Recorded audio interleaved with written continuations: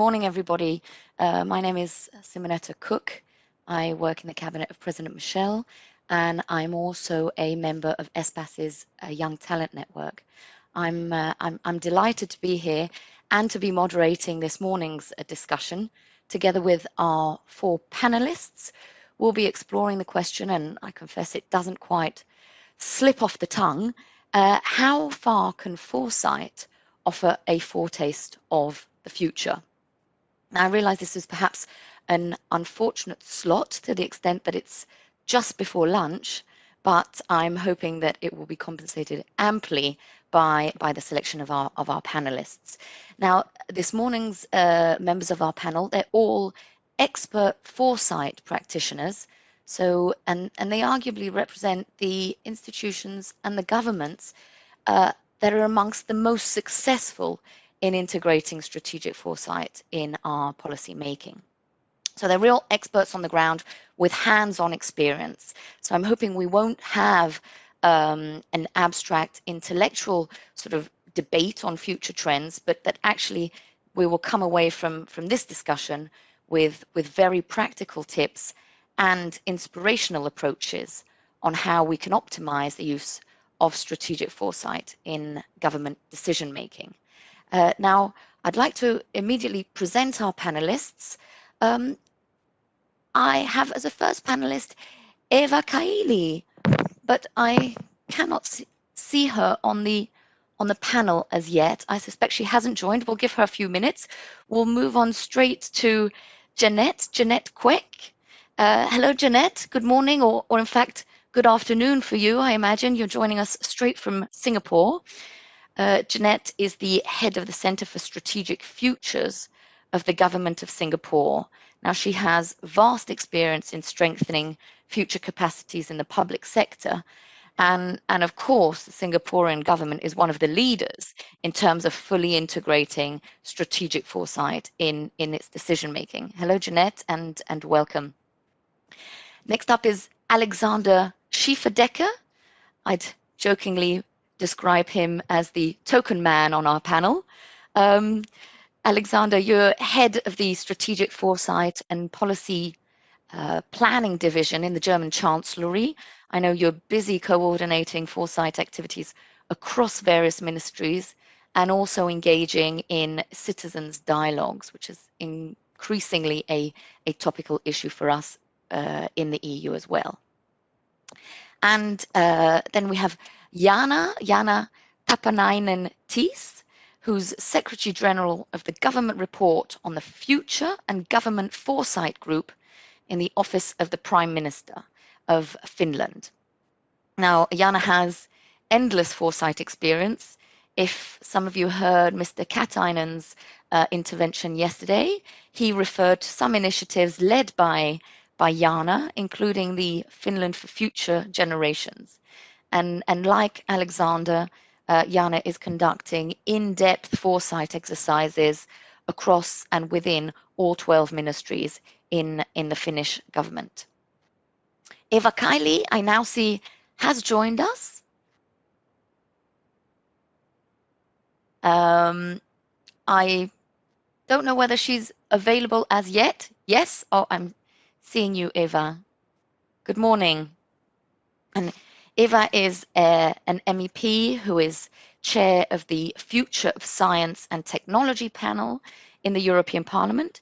She's also a founder of the Future Forum, a network of politicians and other public figures that promote innovation. And Eva is also a very well-respected digital expert in our Brussels bubble, digital obviously being one of the most future-oriented policies we have currently. So thank you all and welcome to this panel. I would, before jumping into the debate, I'd just like to highlight two technical issues. One is that we have a question on Slido. So please do go to sli.do, type in ESPAS as the conference code, and you'll see we have a question there for you that we will discuss later on. Should you have any questions for the panelists on top of that, please use the WebEx chat and send your question to presenter. Please, of course, do mention your name and the person you would like to address your question to. Now, without further ado, I suggest we turn straight to our debate. We'll start off with perhaps a quick round table with a tailored question for each panelist or each speaker. And I would ask you to try and limit your intervention to 3 minutes if possible, because I know later we will be having a cross-cutting debate. And I'm sure, like in the previous panel, numerous questions from our listeners that will be trying to seek responses from you. So my first question would go to Eva. Good morning, Eva. You've, for 6 years already now, have been a member and chair of the Parliament's panel for the future of science and technology, STOA.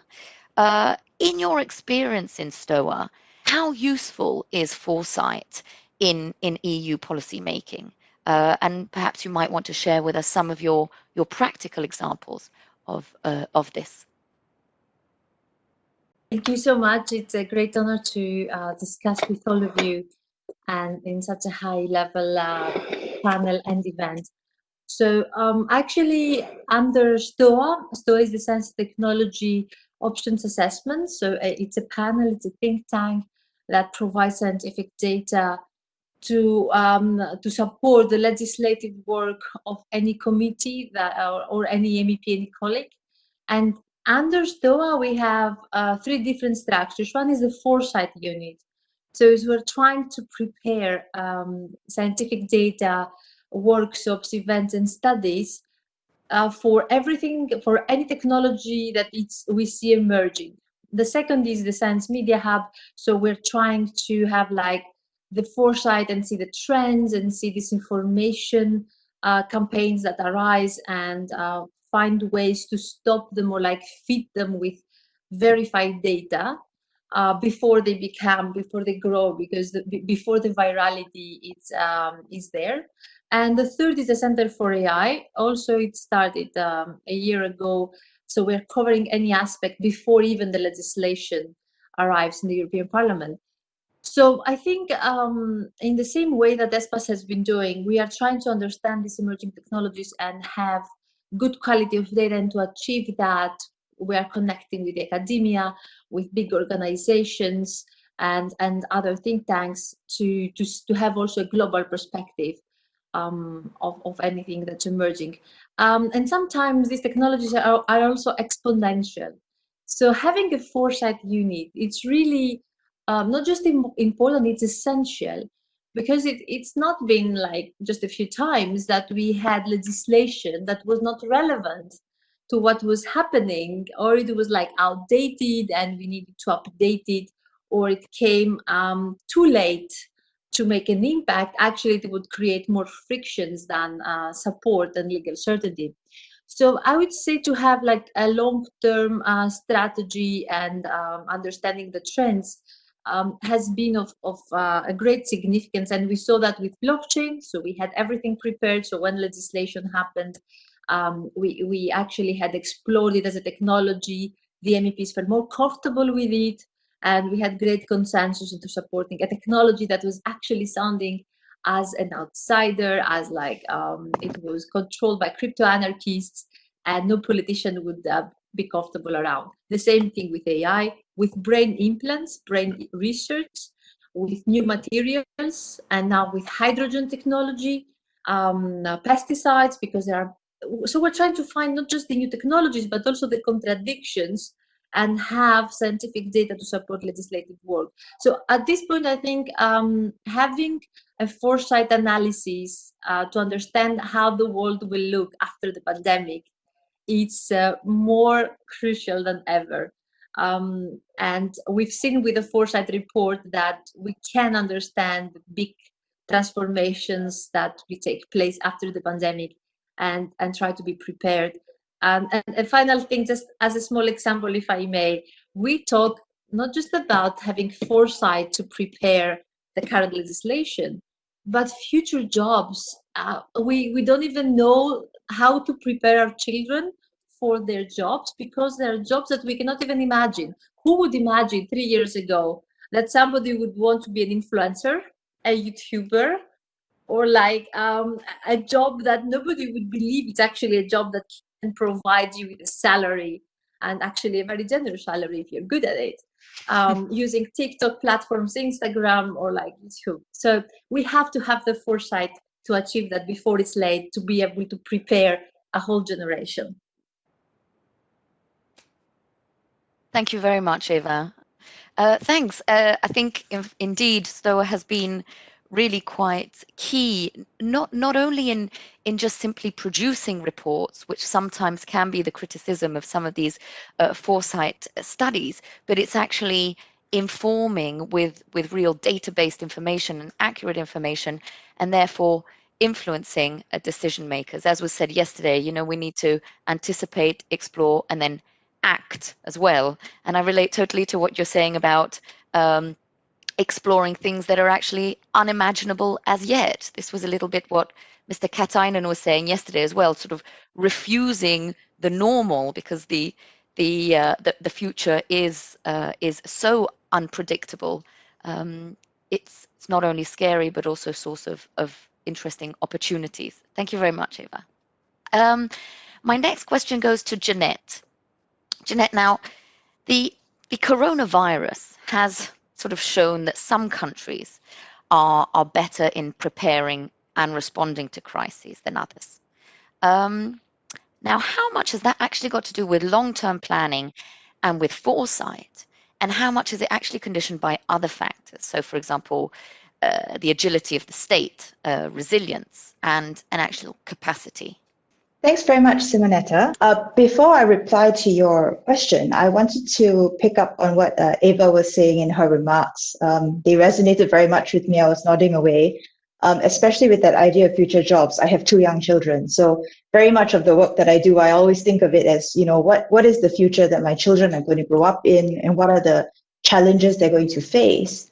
And very much of what we do with Foresight in Singapore is exactly what you were saying, trying to get our decision makers familiar with these ideas of the big shifts in our environment, so that when we start to see the implications play out, it's not a surprise, and we're ready to have that conversation about what we should do as early as possible. So with that as a preface, it's going to sound a little bit odd that actually my response to the question is foresight is not a silver bullet. The root, I suspect, of the question lies in the idea that forewarned is forearmed. If we know something ahead of time, we should be ready for it. And foresight is a way of forewarning ourselves. But the reality is, and we all know this, just because we know something doesn't mean we will act on it. And this is in part because we are often driven to act by not our understanding of an issue, but our assessment of risk and opportunity presented by the issue. And risk and opportunity are psychological and social constructs, right? They're not absolutes. They are something that it is a subjective question. It's heavily context dependent. So what might be a large risk to you might be a very small risk to me. For example, and that's very much informed by your history, by your experience. There's a lot of recency effect. Take the coronavirus, the pandemic, for example. Our understanding, Singapore's understanding of risk in this situation was informed by fairly recent history. Our experience with SARS in the early 2000s left a very deep impression on our population, on our political leadership, and in the minds of our government officials who had to deal with the crisis the first time around, which was thankfully relatively short-lived. But SARS made us realize that the cost of a pandemic, especially a large-scale pandemic, would be much more severe, and therefore raised our alertness to early warning signals that such a pandemic might actually be happening. Our shared understanding of the potential scale of the catastrophe that would face us also helped to galvanize support for a more aggressive and early response in this pandemic, because nobody wanted to deal with kind of the large-scale fallout that would happen if we acted too late. And the lessons that we had learned from our experience 17 years ago also gave us a ready playbook to start with, our response with this time, right? We knew that we had to deploy temperature scanners to try and detect people who were ill as soon as possible. We had developed a way of communicating the level of risks to the population, a color coding system, which we all kind of understood collectively what each color meant. And we also had instituted contact tracing procedures 17 years ago that came in really handy this time around, especially when augmented with technology that was not available 17 years ago. So without that earlier experience, it is actually quite difficult to say, foresight or no foresight, how the Singapore population and government might have responded. Our assessments of how severe a risk would be, what impacts would affect us, are really bounded by our cognitive biases, the heuristics that we use to help us manage decisions, which in a linear and predictable environment is great, saves you a lot of cognitive load. But in the face of a discontinuous change are not necessarily the most helpful. So what value then does foresight actually add in a crisis? And this was one question that I was asking myself early on as I watched our colleagues in the policy teams all scramble to do their immediate response. And it turns out that if this experience is anything to go by, it really is those skill sets of the futurists, the comfort with sense making in uncertain and ambiguous times, the ability to draw out kind of your cone of possibilities, not one future, but many futures, from the signals that we are seeing today, and describe the implications of those futures for our decision makers. Those were the skills that came in useful in a crisis that has been as widespread and drawn out as this one has been. The consequences are still unfolding today. And even as our policy colleagues were beavering away to try and contain the immediate impact, the futures team at the center had already started to think what might happen next if we get this contained, but we still have to stay locked down for a long time. What are the consequences? And we produced a broad overview of what we thought might be some shifts in the environment that we might see based on the signals that we were already picking up. And the idea there was to provide a common frame for our colleagues to discuss possible implications, common frame, a common language, a common set of expectations. We honestly provided more questions than answers, but at least we were talking about the same questions. And after that, our colleagues came back and said, this was great, but we want more. Could you do more sense making? So we then took individual slices of the shifts, particular issues that we were seeing, for example, new groups that were made vulnerable by the pandemic, or its impact on sustainability or digital transformation. And we did mini deep dives to talk about medium and long-term implications if these continued into a kind of 2 to 3 year time frame. And colleagues came back and said it was very useful that the futures and the strat planning community had taken this on, because they were so busy dealing with the day-to-day immediate aftermath of the pandemic. But they knew that once kind of everything settled down, these were the questions that we would have to tackle. And it was very helpful to have that kind of pre-digested. So in a couple of minutes, that's my answer to your question about what's useful in a crisis. Thank you very much, Jeanette. I think we would really need to take a leaf out of Singapore's book in dealing with the crisis, where you've really shown to be very, very proactive and looking just beyond the immediate crisis and seeing far further to the future, where often attention is focused then on resolving the very immediate threat rather than looking again further out. Now, I was going to pass the floor to Alexander, but if you don't mind, something you said, I think, links in very well with my question for Jaana, and then Alexander, I will turn to you.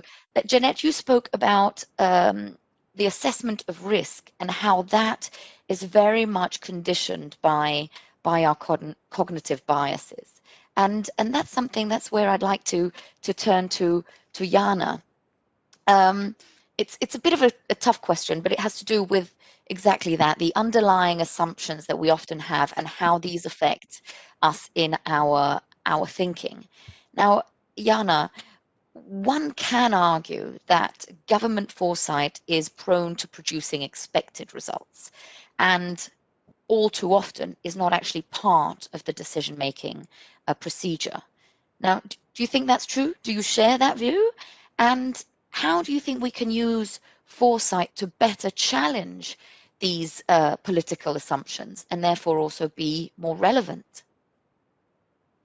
Thank you, Simonetta, and thank you for the question. Very happy to join the ESPAS conference, and thank you for the remarks from Singapore, from Jeanette. Spot on.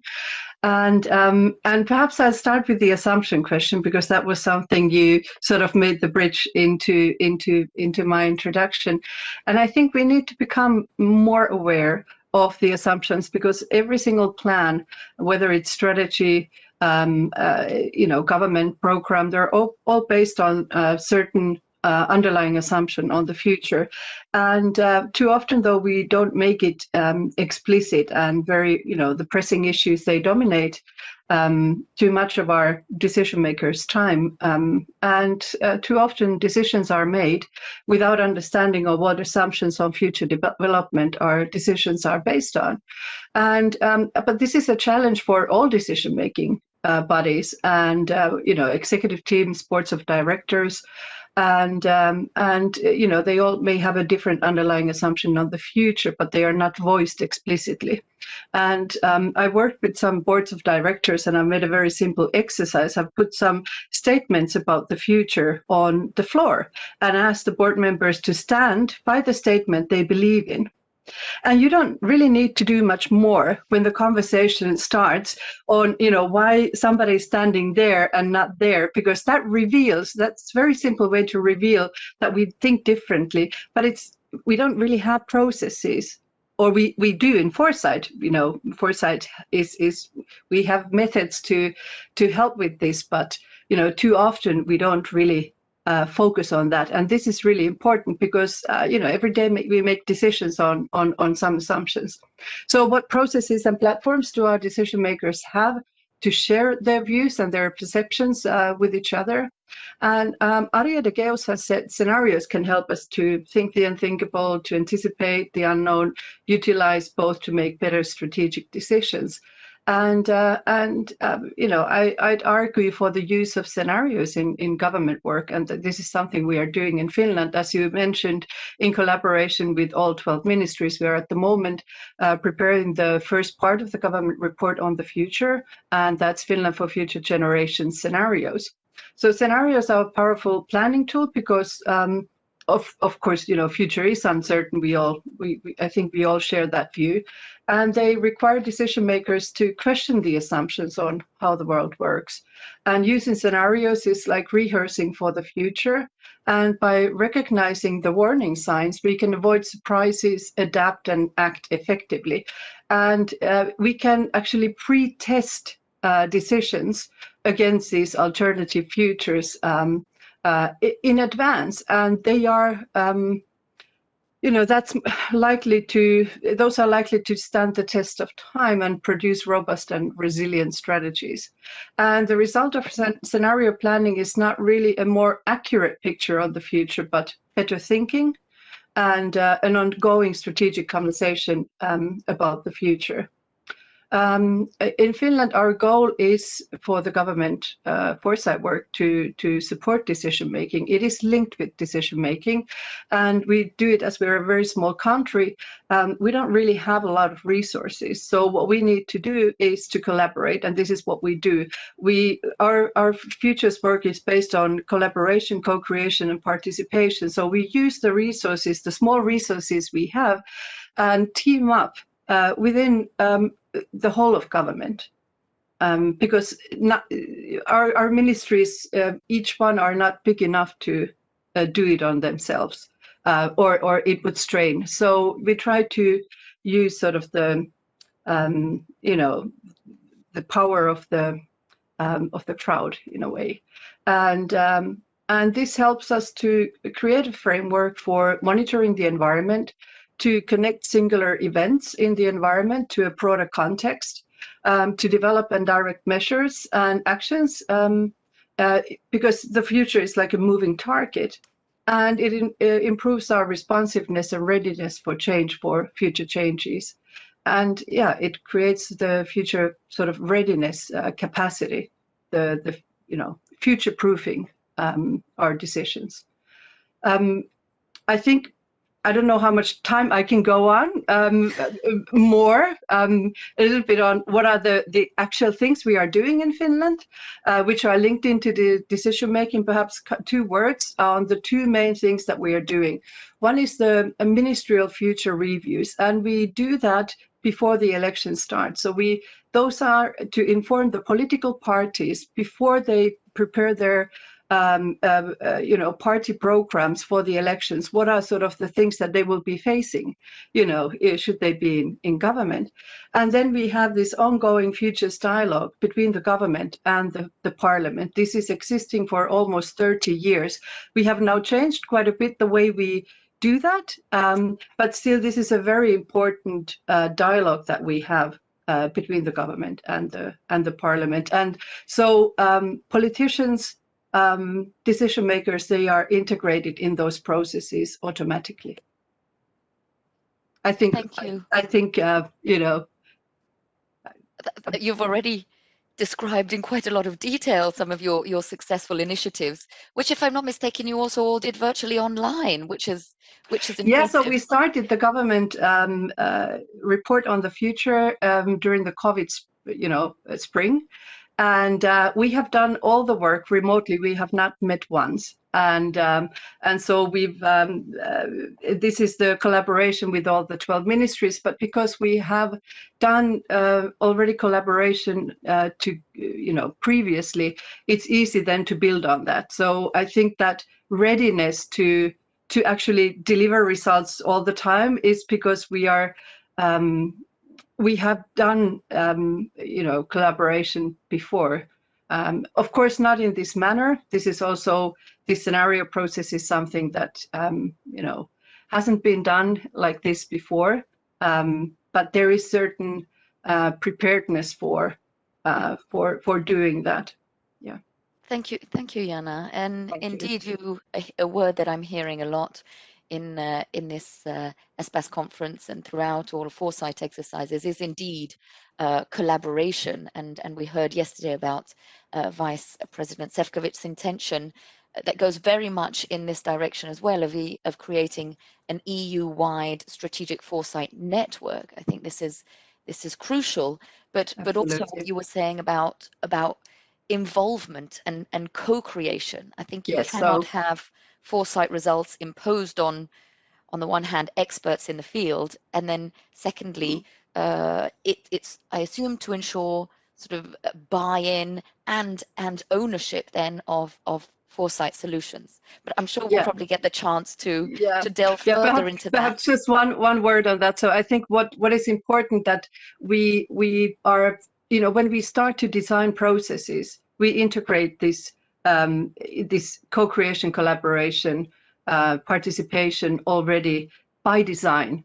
And so in this scenario process that we are doing, we have, we include in different parts of the process, other members from the ministries. We have also a lot of workshops where we include outside experts. And then, we also have a process ongoing where Katainen was referring also yesterday. We have a futures dialogue where we involve the citizens. We have 50 citizen dialogues on the future of Finland. So it's not only sort of, the best brains, but also involvement of citizens. And I think we'll be turning to that. Thank you, Jaana. Thank you. I've seen that we've received, in fact, a question from our audience on citizens' dialogues and more broadly also on the Conference on the Future of Europe. So that will certainly be an interesting discussion later on. And my last question now, allow me to turn to Alexander and his experience with with Germany. Now, Alexander, last year we invited or we had Oliver Gnad at the ESPAS conference, and he said, and I'm paraphrasing here, he said that for Germany to become better at foresight, it had to be more interested in strategy, it had to become less federalized, and thirdly, it needed to incentivize civil servants to think more holistically. Do you agree? What's your take on this? So yeah, thank you for that interesting question, and also thanking you for inviting me to that conference and this marvelous panel. On the quote you mentioned, I mean, these are three different aspects: being more strategic, being less federalist, and being more holistic. And I think on one of them, I would disagree.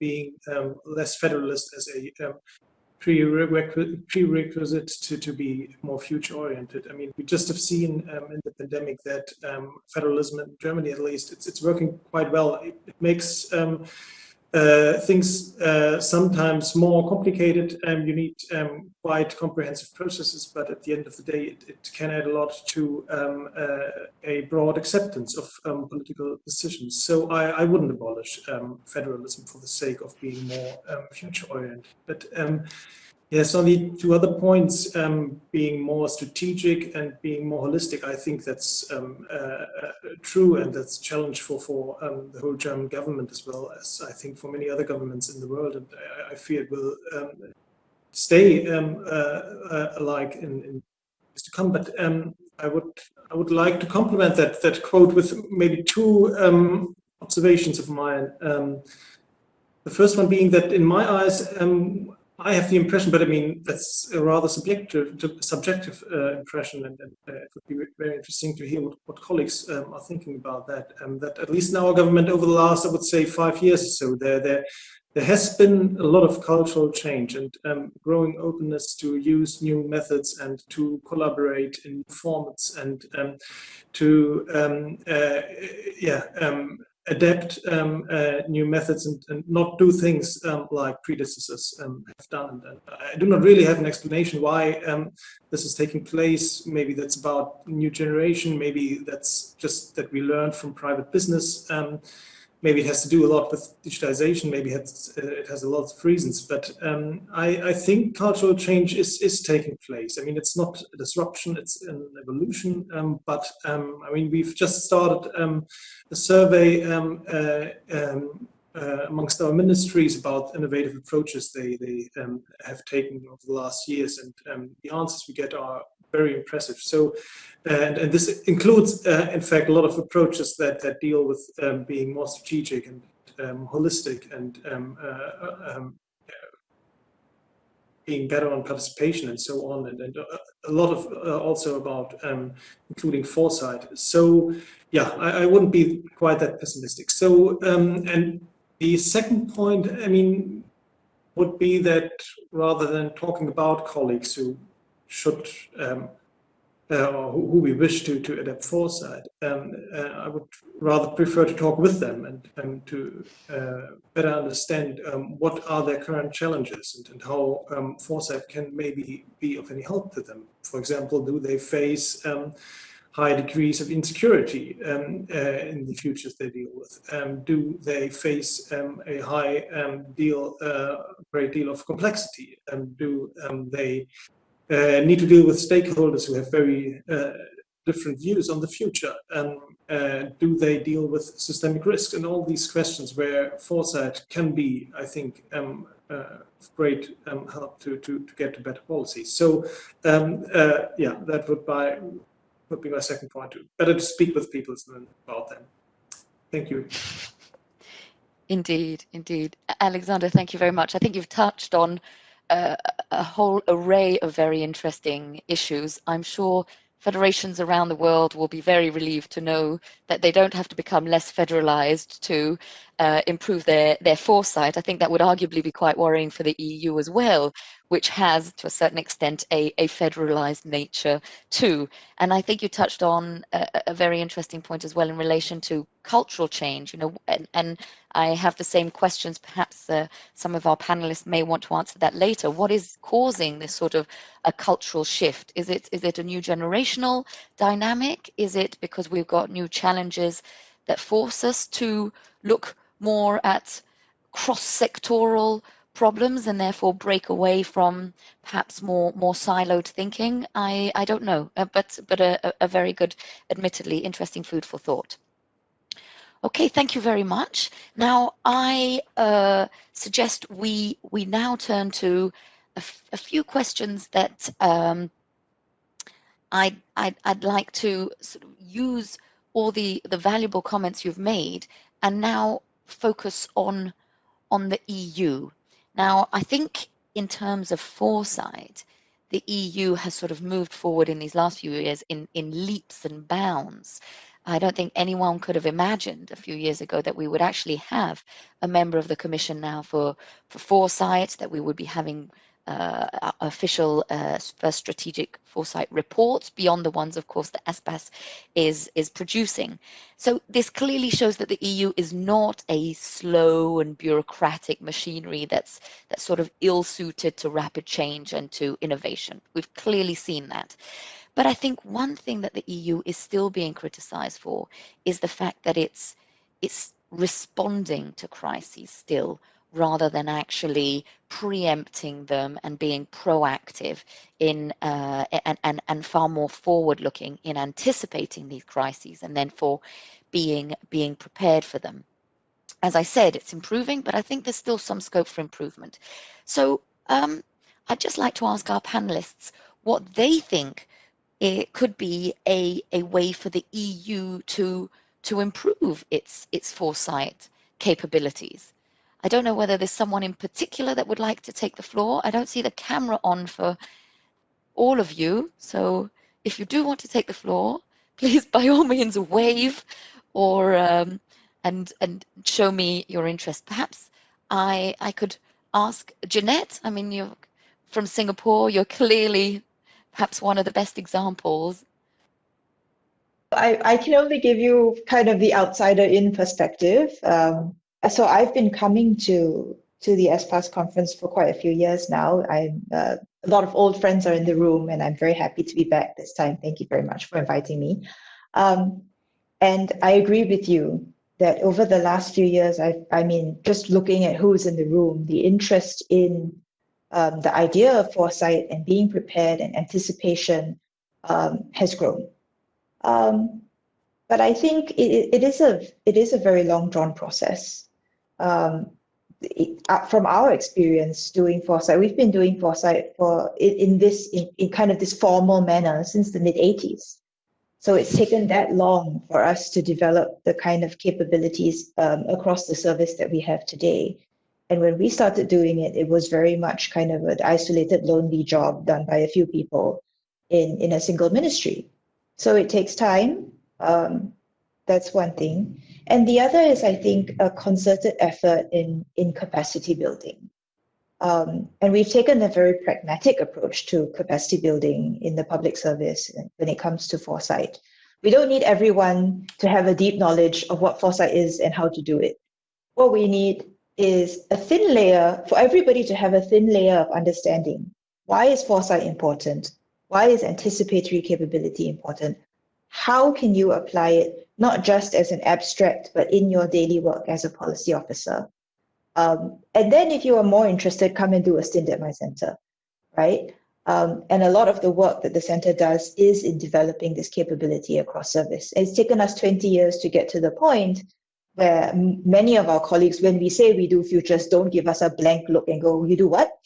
Do you look into a crystal ball and tell me, what's going to happen tomorrow? Instead, they can come and have a conversation about uncertainty, ambiguity, possibilities, not probabilities. Wouldn't that be nice to hear? So I think it is a step-by-step process. And in some ways, I think it cannot be rushed because it is a cultural shift, as you were saying earlier. I think for us, for us in general, the cultural shift may be accelerated by the fact that we are starting to see more change in our environment than we have before. And that just helps with that cognitive bias problem, right? People see change and quickly understand that actually we do need some capacity to plan for the unknown. And that will help as well, I think. But that's my 2 cents worth. Thank you. Indeed, as you say, an outsider's perspective. Perhaps I could therefore then seek an insider's perspective, Eva, might you have some concrete tips on what the EU should indeed do to improve its foresight capabilities?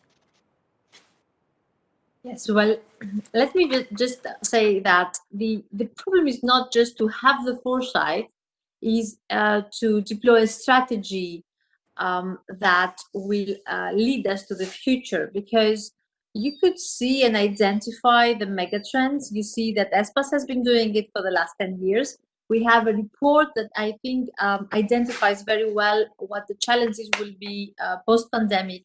And even before the pandemic struck us, we had the understanding of how green innovation and digitalization would transform everything, like that we are passing through the fourth industrial revolutions, actually to the fifth. So the shortcoming of EU was that we didn't have a common shared vision of how to move forward with this understanding. So we had the technologies, we had invested in AI, we had invested in nanomaterials, we had investing in blockchain. So we had done the main work, but we didn't use them to become resilient. Maybe this is what would change. So we will try to transform the old traditional business models and mentality and cultural thinking into integrating all this foresight that we actually, I believe we have. So, and there we have, of course, to decide the direction. So we know that AI will transform everything.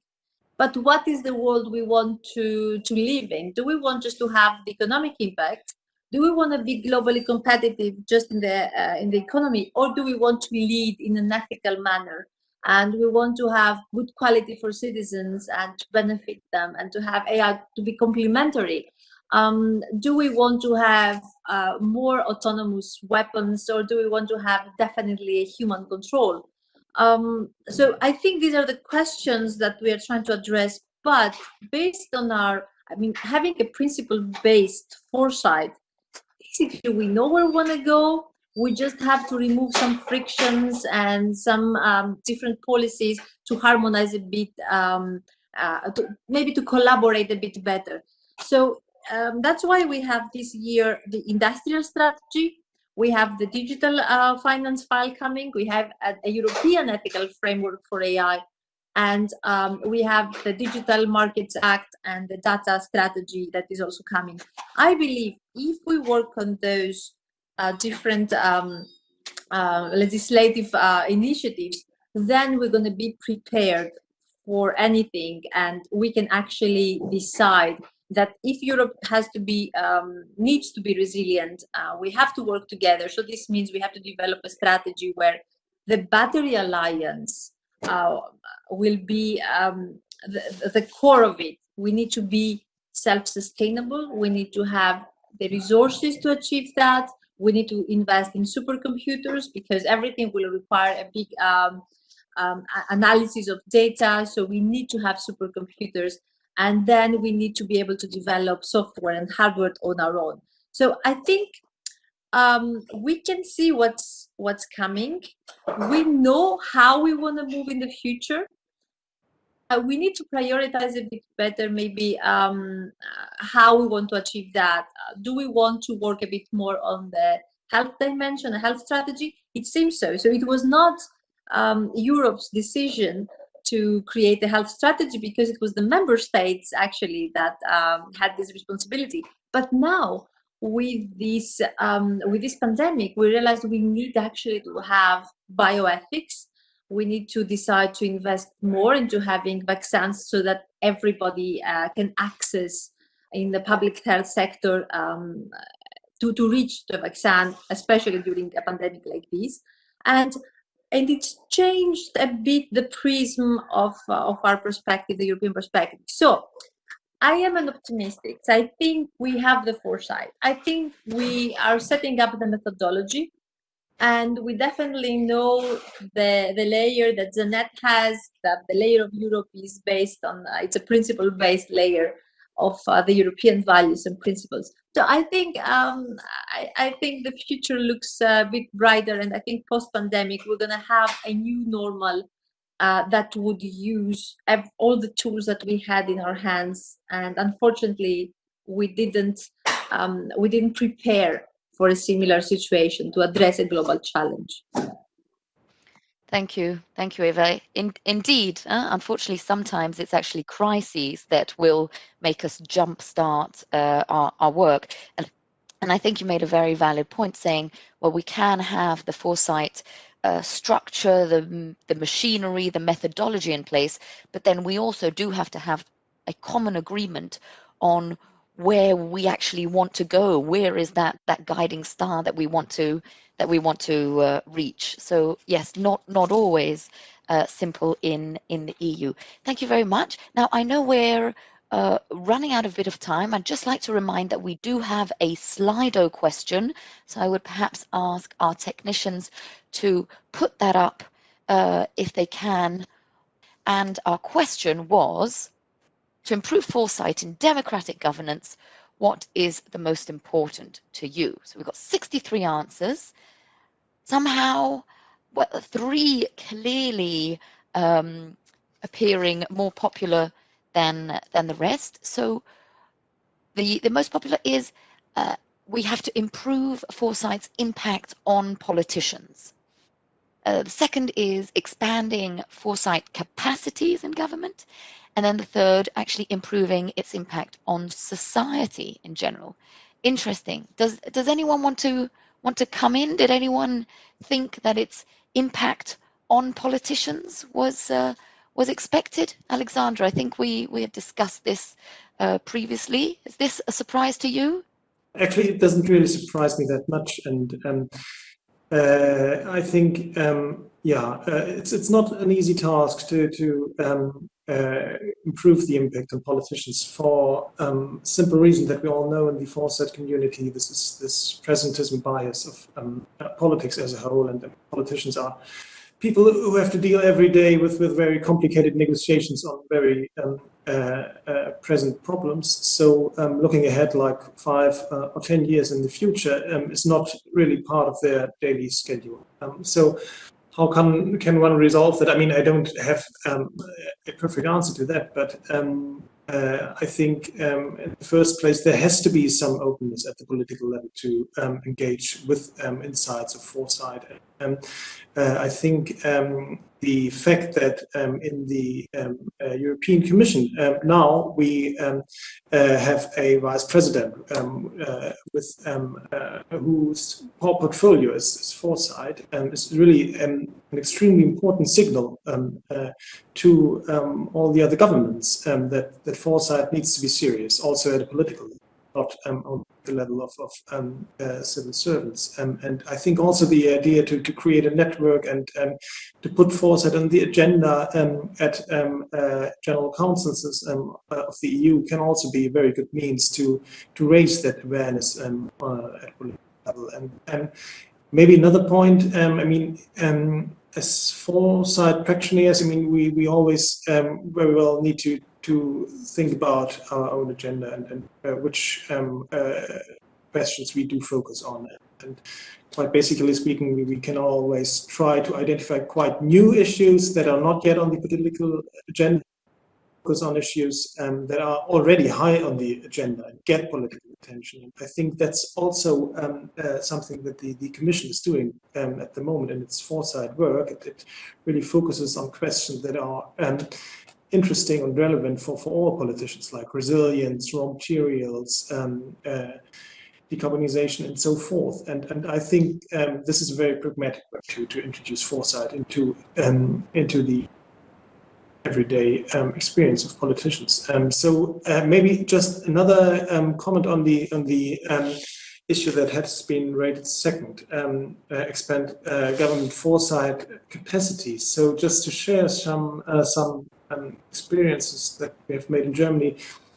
Some years ago, we introduced a training program on foresight for our civil servants in our ministries, and we now already have had several hundreds of colleagues who have taken part in this training, and actually, if we would have taken everybody on board who has been interested, the numbers wouldn't even be much higher. And this has really a very tangible effect, actually. I mean, I just met a colleague from our Ministry of Economics who told me that the Foresight process that he has set up in his ministry was a result of him taking part in this training. So I think we will never end up in making every civil servant a Foresight expert, but having quite a lot of colleagues in all ministries who understand the basics and the meaning of foresight, this is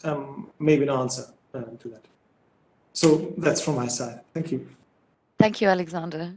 I actually have to modestly confess that when I started working here in the council, I genuinely didn't know what foresight was either. And I'm glad to see how far we've gone since then. And admittedly, in terms of what we're doing in the European Council, is looking not only at some of our policies where we're finally setting very concrete timelines and objectives.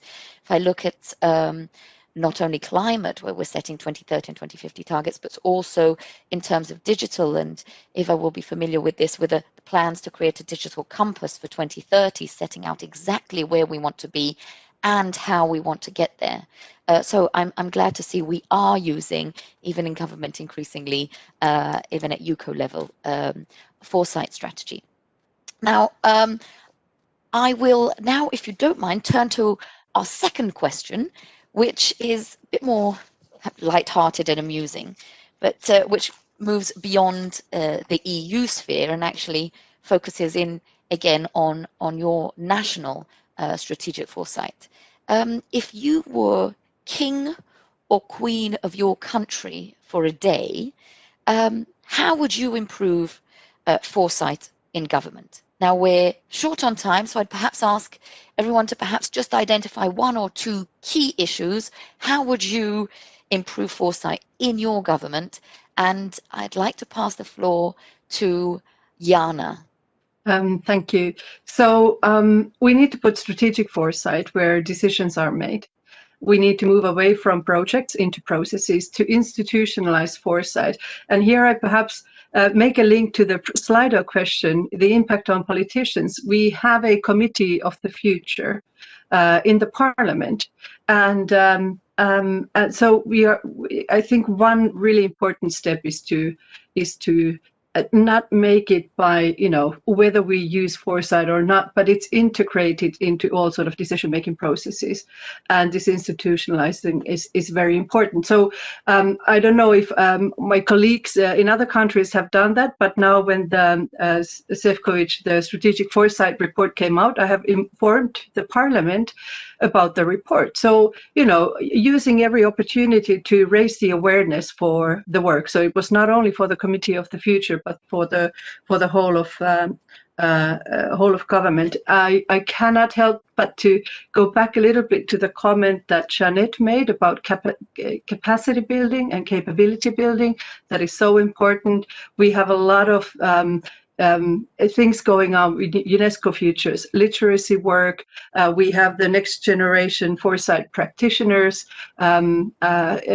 programs. We have a lot of things where we try to build sort of these next generations of futures practitioners, and this is very important.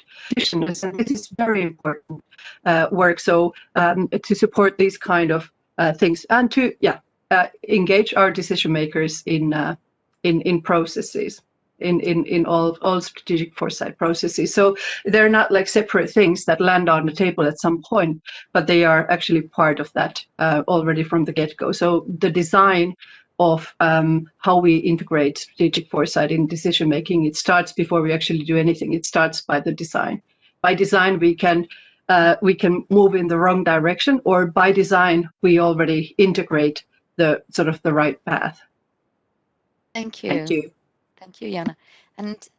And perhaps, well, you might argue that, Jeanette, in Singapore, nothing does need improving. It's already a fabulous system. I don't know. Would you have, if you were queen for a day, so to speak, would there be anything in particular that you would want to improve in terms of your government's foresight capabilities? I'm going to be a good futurist and I'm going to cheat and say that I want to wave my magic wand twice. The first I think I would like to do is to make sure that the foresight capacity in government never loses its ability and will to constantly innovate, to constantly try new things and push boundaries. I think the danger of being a well-established system is ossification, right? You just keep doing the thing that you've always been doing because it has always worked well enough. Why wouldn't it work well enough in the future? And then you risk missing out on improving yourself. You risk you miss blind spots. You miss not being able to spot the next thing early enough. The other thing that I would cheekily wave my wand and do is institute the teaching of foresight in schools. So I think we should get people earlier rather than later. And in my experience, teenagers are perfectly capable of doing strategic foresight on their own lives. So why not give them the skills and kind of pre-train them for the future as well? They're excellent suggestions. Thank you, Jeanette. I agree very much with you. Does anyone else want to come in on that particular question? Alexander. So yeah, just to add the view of a king amongst all these screens. First of all, strongly support the point of Jaana on getting foresight into already institutionalized processes, and just getting back to a remark that Pierre Ladini made yesterday in his remarks. With an idea to, for example, implement foresight into the impact assessments that we are doing at European level as well as national level. And there, normally, we focus on one future and the impacts a law or a program will have on this one perceived future. And we seldomly really use foresight methods in this context. And this would be, for example, a very easy way to get foresight into an already very normal institutionalized process. And the other thing I would do as a king, I would set up every year, twice a year, a one-day meeting of my royal cabinet, only focusing on the 5 or 10 years perspective, because that's really the main problem of politicians. They are really dealing with present-day, very urgent matters. And when I look back at January this year, at the European level, but also at national level, I think the most important subject for politicians wasn't the coronavirus, but other things like Brexit and so on. So, yeah, but that's all as my part as a king in this one. Thanks. Thank you, Alexander. Thank you. Admittedly, that's why we do need strategic foresight structures alongside elected politicians, precisely to perhaps counterbalance the more short-term perspective that elected politicians would naturally have. Okay, now I suggest we open the floor. I see that we've got lots of questions from participants. I think I'll do like Heather Grabby earlier in the previous panel. I'll just read some out and allow you to respond to the ones that appeal most to you. Now, we have actually a question addressed to Eva on how foresight can play a prominent role in the upcoming conference on the future of Europe. And in particular, should the European Parliament be pushing for political will to mitigate future risks? That's on the conference on the future of Europe. One of our listeners is asking, how can foresight be credible to the public, not only to governments? Rather than developing foresight teams with the risk of them becoming another silo, wouldn't it be interesting to train analysts in sectoral departments to incorporate foresight into their work? I think that is very much in line with some of the ideas you've already actually mentioned as to how you've been implementing things, but I'll include that. A question for Jeanette. Now, Singapore has indeed impressively prepared for or been prepared for the COVID-19. And it's made Singaporean policy people more aware and receptive to foresight than they were. Given that this pandemic is unlikely to be the last, how do we use foresight to prepare for different types of pandemics that could be much worse in their effect, including human-engineered pandemics? Is there a risk that the likely vaccine will actually dull our political leaders' appetite for foresight? And lastly, the proof of the pudding is in the eating. So what are recent examples of foresight successes? And is it at all possible to ever get such examples, leaving foresight experts, and how is it possible to ever get such examples in our everyday life? I think they're tricky and varied questions. I don't know whether the members of the panel that have been explicitly solicited would like to answer their questions. Eva, there was one on the conference on the future of Europe and Parliament's role in that. Would you care to provide your? Yes, I will try to touch on several issues, and I will combine it with the previous question. So I know Singapore decided several decades ago to lead in quality and trust and become a financial center. So it was a decision, and they worked to achieve that, and they did. So to decide your strategy, first you have to decide also what is going to be that distinguishes you and will make competitive. So I think in Europe, what we have to do and achieve, since we have a foresight report that I think it's actually very solid, we have the future of Europe, a discussion that opened, and it will decide the European strategy. I think we have analyzed our shortcomings, and what we definitely need is now to set up, I will call it a task force, to actually implement the decisions and remove all the barriers that keep us behind. If our main target would be to manage to resist into the increasing inequalities that this transformation is bringing, what would you solve? So my everyday question when I wake up is, if I wanted if I was a politician, if I was a citizen and I voted for a politician, what would I want this politician to achieve so that I would vote again? And every day, this is my compass. So I'm saying, I'm here. What should I do in order, in 5 years, I will look back and say, oh, thank God I did that, because now I'm facing the consequences or the benefits of this decision. So this is the foresight that we should have. And because I don't like to say that we know it all, or the foresight unit, it actually presents you with the trends, and you have to make decisions based on what you believe people expect from you. I would say we need to have open options. So we should not make decisions that will reduce the options. We should have more options for citizens. We should decide that we want to fight inequalities and we want to have quality for people, and then of course that we need to be competitive in an ethical way globally. If you have this in mind, then you need a task force to remove all the barriers and to achieve the coordination that we don't have in Europe because of the barriers of different languages, different legal systems, tax systems. I think the pandemic was a catalyst to remove these barriers.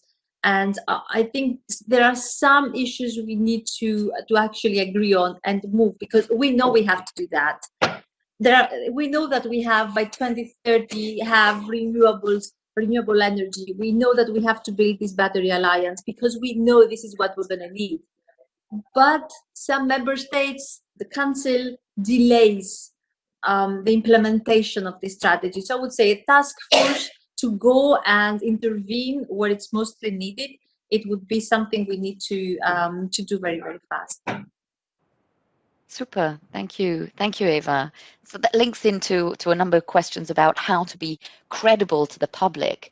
On the one hand, because foresight experts might have difficulty in proving that they've actually averted a crisis, but also it's difficult to perhaps be credible to the public in a context where we're having an increasingly polarized society. So your idea of presenting various options is also interesting. But these are our questions that came in from our audience. Jeanette, there was one addressed to you as well. Would you care to provide your impressions? Sure. It's a really good question. And it's a question that we were actually asking ourselves as we were doing the initial work, trying to make sense of what was happening during COVID. One of the things we realized is that the pandemic is an event, right? It's a disruptive event, and it has ripple effects. Some of those ripple effects are just accelerations of trends that were already happening, and some of those effects were bending trends or creating new ones. So having to discern that already helped us to shift the frame of thinking about this pandemic. So what is it that is unique to this pandemic and will not happen again? And what is it that the pandemic is just kind of a vessel for, a vector for? The other way I would think about it is to situate this pandemic in kind of the history of massive shocks that societies have faced. And actually, we did a little piece on this. So if whoever asked the question is interested, we put it on our website, on our blog. And we looked at a series of different kinds of shocks, financial crises, other pandemics, and what were their lasting effects? And were there similarities between different shocks in how they shaped societies because of how they responded? And some of these are very deep-rooted in the kinds of societies that we are. And therefore, any kind of pandemic, any kind of shock, any kind of crisis is going to trigger some of these changes. And once we recognize that and situate these crises in kind of the sweep of history, in a sense, you're using foresight to look at history, to think about the future. That does remove some of the uncertainty around future pandemics. And we know we're going to have more, whether they be man-made or not. And I do agree that any likely silver bullet is going to reduce the appetite for foresight in this instance. But I think we also all recognize that there is a lot of appetite for foresight that comes from this deep sense of uncertainty about the future, and that's not going away.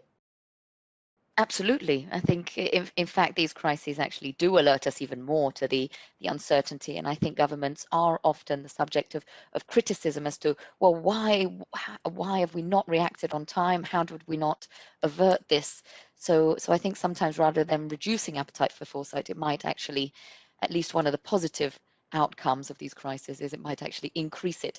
Now, I know many of you, we've gone a little bit over our allotted time because I know you've developed very, very interesting ideas here. I just wanted to highlight as well that one of our participants highlighted, and this is in relation to you, Jeanette, that in fact there is, with regard to teaching foresight in schools, a foundation pushing this mission. teachthefuture.org. So we'll all have a chance. I don't know whether you just want to each have one last closing thought, remark, literally a 30-second one, because I know then people are starving, and I will mention the break and the next panel. We start from Eva. Just to thank you and say that we have the example of GDPR. When it started, people didn't realize that it was really important, and data would be the fuel for these new technologies. So I think we have good examples. We just have to keep working on those, and again, to have a human-centric approach. And I want to thank you. I really appreciate meeting all of you online. Thank you. Thank you very much. Thanks, Eva. Alexander, can I ask you to come in with your last closing remarks? Yeah, thank you. Yeah, just from my side, thanks a lot for giving me the opportunity to take part in this. And just one remark on the inclusion of society into foresight work. I think that's really important. And some years ago, we have done quite a huge dialogue on the future of Germany with 2 branches, many experts that we have included, but also citizens. And as I understood, Jaana in Finland, that's also a normal part. And I mean, it's quite an effort to do that, but I think it can really be a big part in relating foresight work to society. Absolutely. Thank you very much, Alexandra. Thanks for joining us. Jaana, some closing thoughts? Yeah, there'd be so much to still I talk know, about. sadly. Thank you so much for the opportunity to come and share some of the views. Perhaps some closing remarks. I think it's a risky business to outsource the thinking, and especially, thinking about the future, thinking about the future of our countries, of Europe. So we need to take ownership of that thinking. And foresight and futures work is not about guessing the future, right? It's really to better our thinking to make better decisions for the future. Thank you very much. Thanks a lot, Jaana. Jeanette? I warned you, Simonetta, that I would probably agree with everything Jaana said on this panel, and I was nodding away. I think what I take away is that foresight is really just the first step in a long process of change management. And if we think of ourselves not just as foresighters, but as change agents, that might shift some of the way that we think about doing foresight. And the other thing that I really take away is that we do foresight with our colleagues, not for our colleagues. We don't do the thinking for them, we do it with them, as Jaana was saying. And that's really where I feel there will be buy-in, there will be traction, you will see movement when people own the work. Thank you very much, Jeanette. Thank you. And if I can give some closing remarks of some of the practical thoughts I gathered from your interventions, I think, one, we have to be aware of our underlying assumptions in our exercises. We need to challenge them. We need to not just address crises, but look beyond those crises. We have to use scenarios in our government work a lot. We have to collaborate. That is key. We have to realize it's a slow process. The EU has been remarkably quick, but I think it was comforting to know that Singapore started in the 80s. So we're catching up, but it's not a rushed process. I think we have to fight what you said, Jeanette, of ossification. So once we've got all the procedures in place and the conclusions to our foresight exercise, we have to be flexible enough to constantly update them because, of course, reality is dynamic in itself. We need to counter a bit the short-termism that perhaps we get in the more political circles. And then lastly, we cannot outsource this. We really need to get buy-in and involvement. And I think you've all been excellent examples of how you've managed to do that within your sectors. So thank you very much for listening in. Thank you to all our panelists and bon appetit to everyone.